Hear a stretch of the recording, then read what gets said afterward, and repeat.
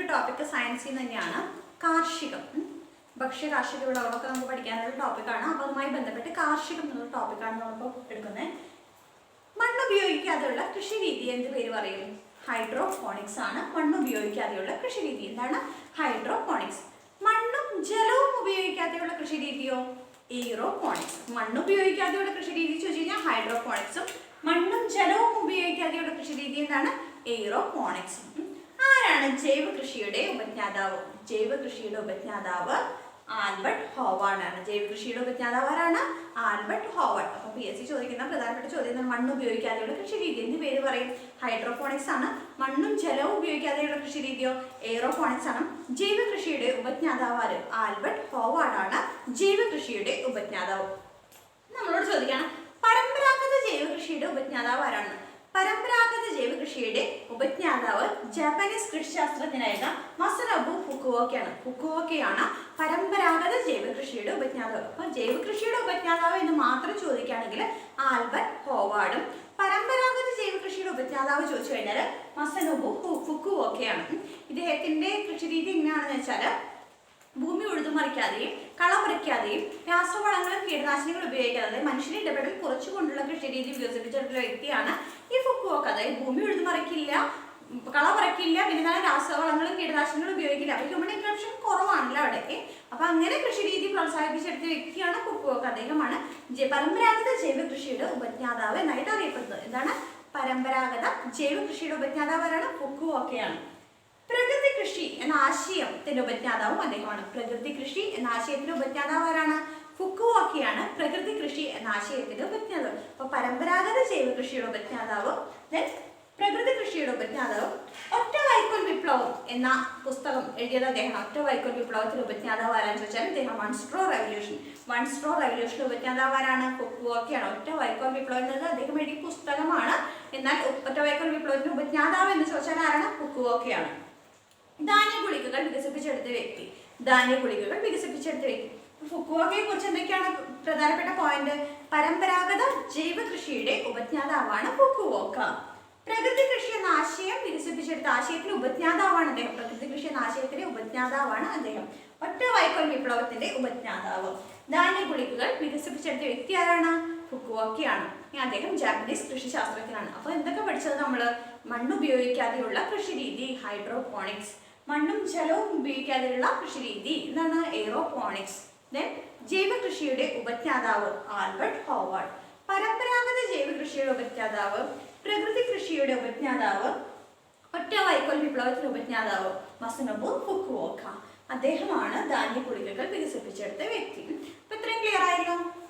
ലോക പ്രകൃതി സംരക്ഷണ ദിനം എന്നാണ്. ലോക പ്രകൃതി സംരക്ഷണ ദിനം ജൂലൈ 28-നാണ്. ലോക പ്രകൃതി സംരക്ഷണ ദിനം എന്നാണ് ജൂലൈ 28.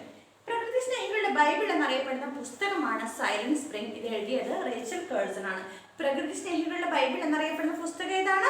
സൈലന്റ് സ്പ്രിംഗ് ആണ്. ഇത് എഴുതിയത് ആരാണ്? Rachel Carson. അപ്പോൾ ലോക പ്രകൃതി സംരക്ഷണ ദിനം ജൂലൈ 28. പ്രകൃതി സ്നേഹികളുടെ ബൈബിൾ എന്നറിയപ്പെടുന്നത് സൈലന്റ് സ്പ്രിംഗ്, എഴുതിയത് റേച്ചൽ കേഴ്സൺ. അപ്പോൾ കാർഷികത്തിൽ നമ്മൾ എന്തൊക്കെ പഠിച്ചു?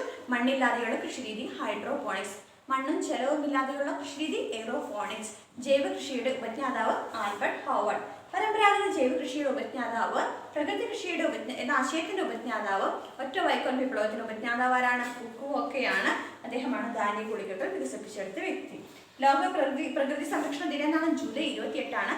പ്രകൃതി സ്നേഹികളുടെ ബൈബിൾ എന്നറിയപ്പെടുന്ന സൈലന്റ് സ്പ്രിംഗ് എന്ന പുസ്തകമാണ്. ഇത് എഴുതിയത് ആരാണ്?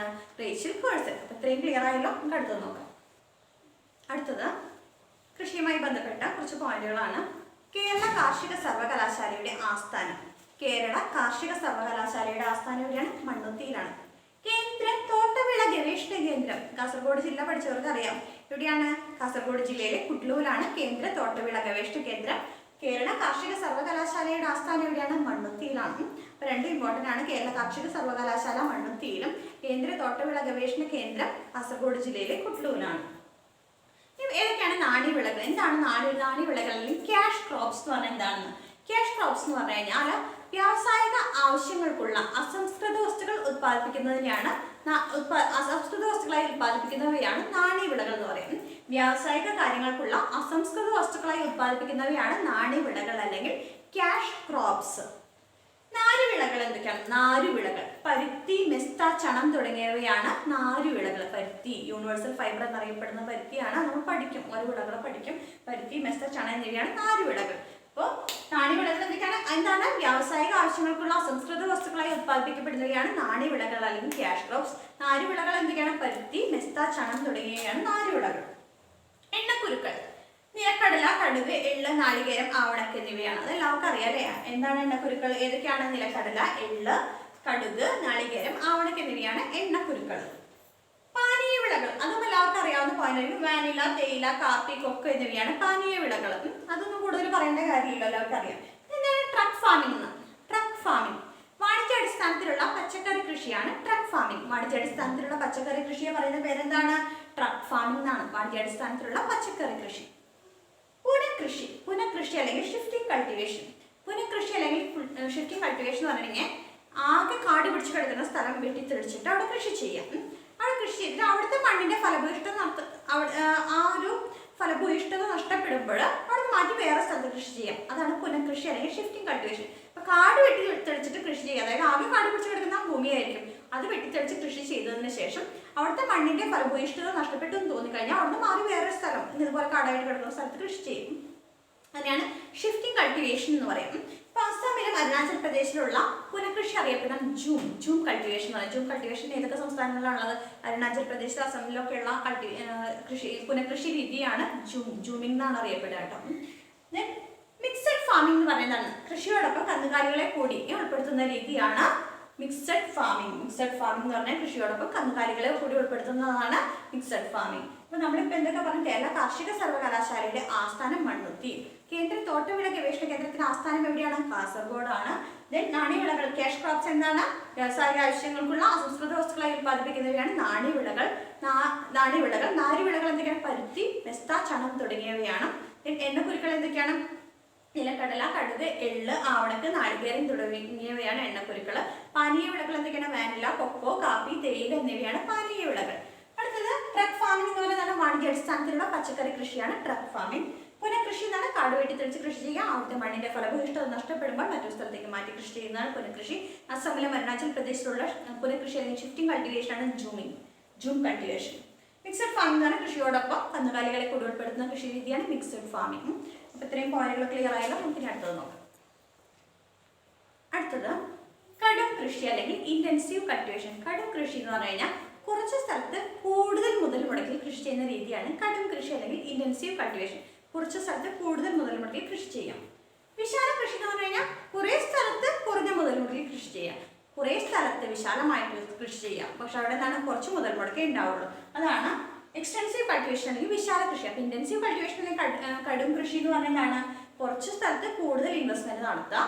ദെൻ വിശാല കൃഷി അല്ലെങ്കിൽ എക്സ്റ്റൻസീവ് കൾട്ടിവേഷൻ കൂടുതൽ സ്ഥലത്ത് കുറഞ്ഞ മുതൽ മുടക്കി കൃഷി ചെയ്യാം. സ്ഥിര കൃഷി, സ്ഥിരമായിട്ട് ഒരേ സ്ഥലത്ത് തന്നെ കൃഷി ചെയ്യുന്നതിനാണ് സ്ഥിര കൃഷി അല്ലെങ്കിൽ സെഡന്ററി കൾട്ടിവേഷൻ എന്ന് പറയാം. വിളപര്യായം എന്താണെന്ന്, ഇപ്പൊ ഒരേ വിള തന്നെ കൃഷി ചെയ്യുമ്പോൾ ആ മണ്ണിന്റെ പോഷകാംശം, ആ മണ്ണിലെ പോഷകങ്ങൾ നഷ്ടപ്പെടും ഒരേ വിള തന്നെ കൃഷി ചെയ്യുമ്പോൾ. അപ്പൊ അതിനെ വീണ്ടെടുക്കാൻ വേണ്ടിയിട്ട് മാറി മാറി വിളകൾ മാറ്റി പരീക്ഷിക്കുക, മാറ്റി കൃഷി ചെയ്യുന്ന രീതിയാണ് വിളപര്യായം അല്ലെങ്കിൽ ക്രോപ്പ് റൊട്ടേഷൻ. ഒരേ വിള കൃഷി ചെയ്യുമ്പോൾ നഷ്ടപ്പെടുന്ന പോഷകങ്ങളെ വീണ്ടെടുക്കാൻ വേണ്ടിയിട്ട് വിളകൾ മാറി കൃഷി ചെയ്യുന്ന രീതിയാണ് ക്രോപ്പ് റൊട്ടേഷൻ അല്ലെങ്കിൽ വിളപര്യായം എന്ന് പറയുന്നത്. ടെറസ് കൾട്ടിവേഷൻ എന്താണെന്ന്, മണ്ണൊലിപ്പ് തടയാനായിട്ട് കൃഷിഭൂമിയെ തട്ടുകളായിട്ട് തിരിച്ച് കൃഷി ചെയ്യുന്ന രീതിയാണ് ടെറസ് കൾട്ടിവേഷൻ. മണ്ണൊലിപ്പ് തടയാനായിട്ട് കൃഷിഭൂമിയെ തട്ടുകളായി തിരിച്ച് കൃഷി ചെയ്യുന്ന രീതിയാണ് ടെറസ് കൾട്ടിവേഷൻ. എന്തൊക്കെ പറഞ്ഞു? കടും കൃഷി എന്താണ്? കുറഞ്ഞ സ്ഥലത്ത് കൂടുതൽ മുതൽ മുടക്കി കൃഷി ചെയ്യാം. വിശാല കൃഷി എന്താണ്? കുറേ സ്ഥലത്ത് കുറഞ്ഞ മുതൽ മുടക്കി കൃഷി ചെയ്യാം. സ്ഥിര കൃഷി എന്താണ്? ഒരു സ്ഥലത്ത് സ്ഥിരമായി കൃഷി ചെയ്യാം. വിളപര്യായം എന്താണ്? ഒരു വിള മാത്രം കൃഷി ചെയ്യുമ്പോൾ നഷ്ടപ്പെടുന്ന പോഷകങ്ങളെ വീണ്ടെടുക്കാൻ വീണ്ടും വിളകൾ മാറി പരീക്ഷിക്കുന്ന കൃഷി ചെയ്യുന്ന രീതിയാണ് എന്ത്? വിളപര്യായം അല്ലെങ്കിൽ ക്രോപ്പ് റൊട്ടേഷൻ.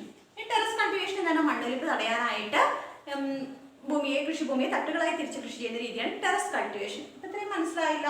അപ്പൊ നമ്മൾ ട്രക്ക് ഫാമിംഗ് എന്ന് പറഞ്ഞാൽ വാണിജ്യാടിസ്ഥാനത്തിലുള്ള പച്ചക്കറി കൃഷിയാണ്. പുനഃകൃഷി എന്ന് പറഞ്ഞാൽ എന്താണ് പറഞ്ഞത്? കാട് വെട്ടിത്തെളിച്ചിട്ട് കൃഷി ചെയ്യാം, എന്നിട്ട് അവിടുത്തെ പോഷകാംശം നഷ്ടപ്പെട്ടു എന്ന് തോന്നി വേറെ സ്ഥലത്ത് കൃഷി ചെയ്യാം, പുനഃകൃഷി. പിന്നെ നമ്മൾ പറഞ്ഞ മിക്സഡ് ഫാമിംഗ് അല്ലെങ്കിൽ സങ്കര കൃഷി, അതെന്താണ്? കന്നുകാലികളെ കൂടി ഉൾപ്പെടുത്ത കൃഷിയോടൊപ്പം, അതാണ് മിക്സഡ് ഫാമിംഗ്. കടും കൃഷി എന്താണ്? കടും കൃഷി കുറഞ്ഞ സ്ഥലത്ത് കൂടുതൽ മുതൽ മുടക്കി കൃഷി ചെയ്യുന്നതാണ് കടും കൃഷി. വിശാല കൃഷി എന്താണ്? കൂടുതൽ സ്ഥലത്ത് കുറച്ച് മുതൽ കൃഷി ചെയ്യുന്നതാണ് വിശാല കൃഷി. സ്ഥിര കൃഷി, സ്ഥിരമായിട്ടൊരു സ്ഥലത്ത് കൃഷി ചെയ്യാം. വിളപര്യായം എന്താണ്? ഒരേ വിള കൃഷി ചെയ്യുമ്പോൾ നഷ്ടപ്പെടുന്ന പോഷകങ്ങളെ വീണ്ടെടുക്കാൻ വേണ്ടി വിളകൾ മാറി മാറി കൃഷി ചെയ്യുന്ന രീതിയാണ് ക്രോപ്പ് റൊട്ടേഷൻ അല്ലെങ്കിൽ വിളപര്യായം. ടെറസ് കൾട്ടിവേഷൻ എന്നാണ് മണ്ണൊലിപ്പ് തടയാനായിട്ട് ഭൂമിയെ തട്ടുതട്ടുകളായിട്ട് തിരിച്ച് കൃഷി ചെയ്യുന്ന രീതിയാണ് ടെറസ് കൾട്ടിവേഷൻ. അടുത്തതെങ്കിൽ കേരളത്തിൽ ഏറ്റവും കൂടുതൽ കാണപ്പെടുന്ന മണ്ണിനം. PSC ചോദിക്കാറുള്ളതാണ് ഇടയ്ക്കിടയ്ക്ക്. കേരളത്തിൽ ഏറ്റവും കൂടുതൽ കാണപ്പെടുന്ന മണ്ണിന് ഏതാണ്? ലാറ്ററൈറ്റ് മണ്ണാണ്. കേരളത്തിൽ ഏറ്റവും കൂടുതൽ ലാറ്ററൈറ്റ് മണ്ണും ഇന്ത്യയിൽ ഏറ്റവും കൂടുതൽ കാണുന്ന മണ്ണിനാണ് എക്കൽ മണ്ണ്. കേരളത്തിൽ ഏറ്റവും കൂടുതൽ ലാറ്ററൈറ്റ് മണ്ണും ഇന്ത്യയിൽ ഏറ്റവും കൂടുതൽ കാണപ്പെടുന്ന മണ്ണിനേതാണ്? എക്കൽ മണ്ണും. ഈ ലാറ്ററൈറ്റ് മണ്ണ് റബ്ബർ കൃഷിക്ക് ഏറ്റവും അനുയോജ്യമായ മണ്ണാണ്. റബ്ബർ കൃഷിക്ക് ഏറ്റവും അനുയോജ്യമായ മണ്ണാണ് ലാറ്ററൈറ്റ് മണ്ണ്. ഇത് കേരളത്തിൽ ഏറ്റവും കൂടുതൽ കാണപ്പെടുന്ന മണ്ണിനമാണ്. ഇന്ത്യയിൽ ഏറ്റവും കൂടുതൽ കാണപ്പെടുന്ന മണ്ണിന് ഏതാണ്? എക്കൽ മണ്ണാണ്. അത് കൃഷിക്ക് അല്ലെങ്കിൽ നെൽകൃഷിക്ക് ഏറ്റവും അനുയോജ്യമായ മണ്ണ് ഏതാണെന്ന് ചോദിച്ചു കഴിഞ്ഞാൽ എക്കൽ മണ്ണാണ്. ഇപ്പൊ കേരളത്തിൽ കാണപ്പെടുന്ന ലാറ്ററൈറ്റ് മണ്ണ് റബ്ബർ കൃഷിക്ക് അനുയോജ്യമായതാണ്. ഇന്ത്യയിൽ കാണപ്പെടുന്ന എക്കൽ മണ്ണ് കൃഷിക്ക് അല്ലെങ്കിൽ നെൽകൃഷിക്ക് എന്ന് ചോദിച്ചു കഴിഞ്ഞാൽ ഏറ്റവും അനുയോജ്യമായ മണ്ണ് ഏതാണ്? എക്കൽ മണ്ണാണ്. പരുത്തി കൃഷിക്ക് അനുയോജ്യമായ മണ്ണ് ഏതാണ്? കറുത്ത മണ്ണ്. പരുത്തി കൃഷിക്ക് അനുയോജ്യമായ മണ്ണ് ഏതാണ്? കറുത്ത മണ്ണ്. കാർഷികോൽപ്പന്നങ്ങളുടെ ഗുണനിലവാരം കാണിക്കുന്ന മുദ്ര ഏതാണ്? കാർഷിക ഉൽപ്പന്നങ്ങളുടെ ഗുണനിലവാരം കാണിക്കുന്ന മുദ്ര ഏതാണ്? മാർക്കാണ്. അപ്പോൾ എന്തൊക്കെയാണ്? കേരളത്തിൽ ഏറ്റവും കൂടുതൽ കാണപ്പെടുന്നത് ലാറ്ററൈറ്റ് മണ്ണ്. പരുത്തി കൃഷി റബ്ബർ കൃഷിക്ക് അനുയോജ്യമായ മണ്ണാണ്. പരുത്തി കൃഷിക്ക് അനുയോജ്യമായ മണ്ണ് കറുത്ത മണ്ണാണ്. ഇന്ത്യയിൽ ഏറ്റവും കൂടുതൽ കാണപ്പെടുന്നത് ഏതാണ്? ഇന്ത്യയിൽ ഏറ്റവും കൂടുതൽ കാണപ്പെടുന്നത് എക്കൽ മണ്ണാണ്. ഇത് നെൽകൃഷിക്ക് ഏറ്റവും അനുയോജ്യമായ മണ്ണാണ്. കാർഷികോൽപ്പന്നങ്ങളുടെ ഗുണമേന്മ കാണിക്കുന്ന മുദ്രയാണ് മാർക്ക്. അപ്പോൾ ഇത്രയും പോയിന്റുകൾ മനസ്സിലായല്ലോ. ഇനി അടുത്തത് നോക്കാം നമുക്ക്. അടുത്തത് കാർഷിക വിപ്ലവങ്ങൾ. ഹരിത വിപ്ലവം എന്തിന്റെ ഉത്പാദനമാണ്? കാർഷിക ഉത്പാദനമാണ്. എല്ലാവർക്കും അറിയാം അല്ലെ? ഹരിത വിപ്ലവം കാർഷിക ഉത്പാദനം. ധവള വിപ്ലവം പാൽ ഉത്പാദനം. വളരെ ഇമ്പോർട്ടന്റ് ആണ് കേട്ടോ. സിമ്പിൾ ആണ്, അതോടൊപ്പം വളരെ ഇമ്പോർട്ടന്റ് ആണ്. ധവള വിപ്ലവം പാൽ ഉത്പാദനം. നീല വിപ്ലവം എന്താണ്? മത്സ്യ ഉത്പാദനം. നീല മത്സ്യങ്ങൾ എന്നൊക്കെ ചിന്തിച്ചു വെച്ചാൽ മതി. നീല വിപ്ലവം എന്താണ്? മത്സ്യ ഉത്പാദനം. ധവള വിപ്ലവം എല്ലാവർക്കും അറിയാം, പാൽ ഉത്പാദനമാണെന്നും. പിന്നെ കാർഷിക വിപ്ലവം ഹരിത വിപ്ലവം അറിയാം, കാർഷിക ഉത്പാദനമാണെന്നും. ധവള വിപ്ലവം പാല്, ഹരിത വിപ്ലവം കാർഷിക ഉത്പാദനം, നീല വിപ്ലവം എന്താണ്? മത്സ്യം. രജത വിപ്ലവം മുട്ട ഉത്പാദനം. രജത വിപ്ലവം മുട്ട ഉത്പാദനം. ഇതൊക്കെ PSC ചോദിച്ചിട്ടുള്ളതാണ്. രജത വിപ്ലവം ഏതാണ്? മുട്ട ഉത്പാദനം. മഞ്ഞ വിപ്ലവം എണ്ണക്കുരു. മഞ്ഞ സാധാരണ കോക്കനട്ട് ഓയിൽ, സൺഫ്ലവർ ഓയിൽ ഒക്കെ വാങ്ങുമ്പോൾ ഒരു മഞ്ഞ കളറിലെ പാക്കറ്റാണ് അല്ലേ? അപ്പോൾ മഞ്ഞ വിപ്ലവം എണ്ണയാണെന്ന് ആലോചിക്കുക. എണ്ണക്കുരുക്കളുടെ ഉത്പാദനമാണ് മഞ്ഞ വിപ്ലവം. ബ്രൗൺ വിപ്ലവം വളങ്ങളൊക്കെ കൂടുതൽ ആ ബ്രൗൺ കളറല്ലേ? രാസവളം, തുകല് എന്നിവയുടെ ഉത്പാദനമാണ് ബ്രൗൺ വിപ്ലവം. ഗ്രേ വിപ്ലവം ഭവന നിർമ്മാണം. സിമെന്റ് ആലോചിച്ചാൽ മതി. ഗ്രേ കളർ ഭവന നിർമ്മാണം, വളങ്ങൾ എന്നിവയൊക്കെ എന്താണ്? ഗ്രേ വിപ്ലവത്തിൽ പെടുന്നതാണ്. പിങ്ക് വിപ്ലവം മരുന്ന് ഉത്പാദനം. പിങ്ക് ആന്റിബയോട്ടിക്സ് ഒക്കെ കൂടുതലും വെള്ള കളർ മഞ്ഞ കളറൊക്കെ ഇല്ലാന്നല്ല, എന്നാലും കൂടുതൽ പിങ്ക് കളറൊക്കെ കാണാം. അത് ആലോചിക്കാം. ഗ്രേ മരുന്ന് എന്താണ്? പിങ്ക് വിപ്ലവമാണ്. മരുന്ന് ഉത്പാദനമാണ് പിങ്ക് വിപ്ലവം. കറുത്ത പിങ്ക് വിപ്ലവം. കറുത്തത് ഏതാണ്? പെട്രോളിയം ഉത്പാദനമാണ്. സിൽവർ ഫൈബർ എന്നറിയപ്പെടുന്ന വിപ്ലവം. കറുത്ത വിപ്ലവം പെട്രോളിയം ഉൽപ്പന്നങ്ങൾ കൂടുതലും കറുപ്പ്. ഇപ്പൊ കറുത്ത വിപ്ലവം എന്താണ്? പെട്രോളിയം ഉൽപാദനം. സിൽവർ ഫൈബർ ഉൽപാദനം, അതായത് യൂണിവേഴ്സൽ ഫൈബർ എന്നറിയപ്പെടുന്നത് പരുത്തിയാണ്. അപ്പൊ സിൽവർ ഫൈബർ ഉൽപാദനം എന്താണ്? പരുത്തി ഉൽപാദനമാണ്. സിൽവർ ഫൈബർ വിപ്ലവം എന്നറിയപ്പെടുന്നത് പരുത്തി ഉൽപാദനം. ചുവപ്പ് വിപ്ലവം മാംസം, തക്കാളി, മാംസം, ബ്ലഡ് അങ്ങനെയൊക്കെ ആലോചിച്ച് കഴിഞ്ഞാൽ തക്കാളി ചുവപ്പ് കളർ. അപ്പൊ ചുവപ്പ് വിപ്ലവം എന്താണ്? മാംസം, തക്കാളി ഉൽപാദനമാണ്. സ്വർണ്ണ വിപ്ലവം പഴം, പച്ചക്കറികൾ. സ്വർണ്ണ വിപ്ലവം എന്താണ്? പഴം, പച്ചക്കറികളുടെ ഉൽപാദനമാണ്. മഴവിൽ വിപ്ലവം കാർഷിക മേഖലയിലെ മൊത്തത്തിലുള്ള ഉൽപാദനമാണ് മഴവിൽ വിപ്ലവം. അപ്പൊ ആദ്യം പറഞ്ഞതൊക്കെ വളരെ ഇമ്പോർട്ടൻ്റ് ആണ് കേട്ടോ. ഹരിത വിപ്ലവം കാർഷിക ഉൽപാദനം. ധവള വിപ്ലവം എന്താണ്? പാൽ ഉൽപാദനം. മത്സ്യം എന്താണ്? മത്സ്യ ഉൽപാദനം. നീല വിപ്ലവമാണ്. എണ്ണക്കുരുക്കളുടെ ഉൽപാദനം മഞ്ഞ വിപ്ലവമാണ്. രജത വിപ്ലവമാണ് മുട്ട ഉൽപാദനം. ഇതൊക്കെയാണ് ഏറ്റവും ഇമ്പോർട്ടൻ്റ് ആയിട്ടുള്ളത്. ഹരിത വിപ്ലവം കാർഷിക ഉൽപാദനം, ധവള വിപ്ലവം പാൽ ഉൽപാദനം, നീല വിപ്ലവം മത്സ്യ ഉൽപാദനം, രജത വിപ്ലവം മുട്ട ഉൽപാദനം, മഞ്ഞ വിപ്ലവം എണ്ണക്കുരു ഉൽപാദനം. ബ്രൗൺ വിപ്ലവം രാസവളം, തുകൽ. ഗ്രേ വിപ്ലവം എന്താണ്? ഭവന നിർമ്മാണം, വളങ്ങൾ. പിങ്കോ മരുന്നാണ്. കറുത്ത വിപ്ലവം എന്താണ്? കറുത്ത വിപ്ലവം പെട്രോളിയം ഉൽപ്പന്നങ്ങളാണ്. സിൽവർ ഫൈബർ വിപ്ലവം എന്താണ്? പരുത്തി ഉൽപാദനം. ഫൈബർ എന്ന് പറയുമ്പോൾ യൂണിവേഴ്സൽ ഫൈബർ പരുത്തിയാണ്. പരുത്തി ഉൽപാദനമാണ്. ചുവപ്പ് മാംസം, തക്കാളി. സ്വർണം എന്താണ്? പഴം, പച്ചക്കറികൾ. കാർഷിക മേഖലയിലെ മൊത്തത്തിലുള്ള ഉൽപാദനം എന്ത് പേരിൽ അറിയപ്പെടുന്നത്? മഴവിൽ വിപ്ലവം എന്നാണ് അറിയപ്പെടുന്നത്. ഇതൊക്കെ വളരെ ഇമ്പോർട്ടൻ്റ് ആണ്, പഠിച്ചു വയ്ക്കാം. നമുക്ക് അടുത്തത് നോക്കാം. അടുത്തത് മികച്ച കേരള കാർഷിക ബഹുമതികൾ. മികച്ച കർഷകന് നൽകുന്ന ബഹുമതിയാണ് കർഷകോത്തമം. കർഷകരിൽ ഉത്തമൻ എന്നാലോചിച്ചാൽ മതി. മികച്ച കർഷകന് നൽകുന്ന അവാർഡാണ് കർഷകോത്തമം. മികച്ച കർഷകന് ഇന്ത്യ ഗവൺമെന്റ് നൽകുന്ന അവാർഡാണ് കൃഷി പണ്ഡിറ്റ്. അതും കൂടി ആലോചിച്ച് വയ്ക്കണം. ഇന്ത്യ ഗവൺമെന്റ് നൽകുന്ന കൃഷി പണ്ഡിറ്റ് ആണ്. കേരള സർക്കാർ നൽകുന്നത് കർഷകോത്തമയാണ്. കർഷകോത്തമ കേരള സർക്കാർ, കൃഷി പണ്ഡിറ്റ് വരുമ്പോൾ ഇന്ത്യ ഗവൺമെന്റ് മികച്ച കർഷകന് നൽകുന്ന അവാർഡാണ്. മികച്ച കേര കർഷകന് കേര കേസരി. കേരം വരുമ്പോൾ കേര കേസരി. ക്ഷീരം വരുമ്പോൾ ക്ഷീരധാര. മികച്ച ക്ഷീര കർഷകന് നൽകുന്ന അവാർഡാണ് ക്ഷീരധാര. മികച്ച പച്ചക്കറി കർഷകന് ഹരിതമിത്ര. മികച്ച പച്ചക്കറി കർഷകന് നൽകുന്ന ഹരിതമിത്ര. മികച്ച കർഷകന് കർഷകോത്തമ. മികച്ച കേര കർഷകന് കേര കേസരി. മികച്ച ക്ഷീര കർഷകന് ക്ഷീരധാര. മികച്ച പച്ചക്കറി കർഷകന് എന്താണ് ഹരിതമിത്ര. ഇത്രയും ക്ലിയർ ആയല്ലോ. ഇന്ത്യ ഗവൺമെന്റ് മികച്ച കർഷകന് നൽകുന്ന അവാർഡ് എന്താണ് കൃഷി പണ്ഡിറ്റ്. മികച്ച കർഷക തൊഴിലാളിക്ക് നൽകുന്ന അവാർഡാണ് ശ്രമശക്തി. മികച്ച കർഷക തൊഴിലാളിക്ക് നൽകുന്ന അവാർഡ് എന്താണ് ശ്രമശക്തി. മികച്ച കർഷക വനിതയ്ക്ക് നൽകുന്നതാണ് കർഷക തിലകം. മികച്ച കർഷക വനിതയ്ക്ക് നൽകുന്നത് എന്താണ് കർഷക തിലകം. മികച്ച കൃഷി ഓഫീസർക്ക് കർഷക മിത്ര. കർഷകരുടെ മിത്രമായിട്ട് എപ്പോഴും നിൽക്കുക, അവർക്ക് വേണ്ടിയിട്ട് എന്താ പറയുക സേവനങ്ങൾ അനുഷ്ഠിക്കുക അല്ലേ, അതാണ് കൃഷി ഓഫീസർ ചെയ്യുന്നത്. അപ്പൊ കൃഷി ഓഫീസർ മികച്ച കൃഷി ഓഫീസർ ആരാണ് കർഷക മിത്ര. അവാർഡ് എന്താണ് അങ്ങനെ ആലോചിച്ചാൽ മതി. കർഷകോത്തമ, കർഷകരിൽ ഉത്തമൻ, ഏറ്റവും നല്ല കർഷകൻ. കർഷക മിത്ര ആരാണ് കർഷകരുടെ മിത്രമായിട്ട് നിൽക്കുന്ന കൃഷി ഓഫീസറാണ്. ഏറ്റവും നല്ല കൃഷി ഓഫീസർക്ക് നൽകുന്ന അവാർഡാണ് കർഷക മിത്ര. കൃഷി ശാസ്ത്രജ്ഞൻ, ഏറ്റവും നല്ല മികച്ച കൃഷി ശാസ്ത്രജ്ഞന് നൽകുന്ന അവാർഡാണ് കൃഷി വിജ്ഞാൻ. ശാസ്ത്രജ്ഞൻ, വിജ്ഞാനമുണ്ട് കൃഷിയിൽ, നല്ല വിജ്ഞാനമുണ്ട് ശാസ്ത്രജ്ഞൻ. മികച്ച ഫാം ജേർണലിസ്റ്റിന് നൽകുന്നതാണ് കർഷക ഭാരതി. മികച്ച ഫാം ജേർണലിസ്റ്റിന് നൽകുന്നതാണ് കർഷക ഭാരതി. മണ്ണ് സംരക്ഷകന് ക്ഷോണി മിത്ര. മണ്ണ് സംരക്ഷകന് എന്താണ് ക്ഷോണി മിത്ര. പുഷ്പ പരിപാലകന് ഉദ്യാന ശ്രേഷ്ഠ. അപ്പൊ ഇവിടേക്കാട്ട് എമ്മുമായി ബന്ധപ്പെട്ട മണ്ണ് സംരക്ഷകൻ ക്ഷോണി മിത്ര. ഉദ്യാന ശ്രേഷ്ഠ എന്താണ് പുഷ്പ പരിപാലകനാണ്. മികച്ച പട്ടികജാതി പട്ടികവർഗ കർഷകന് നൽകുന്ന അവാർഡാണ് കർഷക ജ്യോതി. മികച്ച പട്ടികജാതി പട്ടികവർഗ കർഷകന് നൽകുന്ന അവാർഡ് എന്നാണ് കർഷക ജ്യോതി. മികച്ച പാടശേഖര സമിതിക്ക് നൽകുന്ന അവാർഡാണ് നെൽഖതിർ അവാർഡ്. മികച്ച പാടശേഖര സമിതിക്ക് നൽകുന്ന അവാർഡാണ് നെൽഖതിർ അവാർഡ്. മികച്ച യുവ കർഷകന് യുവ കർഷക അവാർഡ്. യുവ കർഷക വനിതയ്ക്ക് യുവ കർഷക വനിത അവാർഡ്. അവിടെ നിന്ന് വേറെ ഒന്നും പറയാനില്ല. ടി വി ചാനലിൽ ഏറ്റവും നല്ല കാർഷിക പരിപാടിക്ക് നൽകുന്ന അവാർഡാണ് ഹരിതമുദ്ര.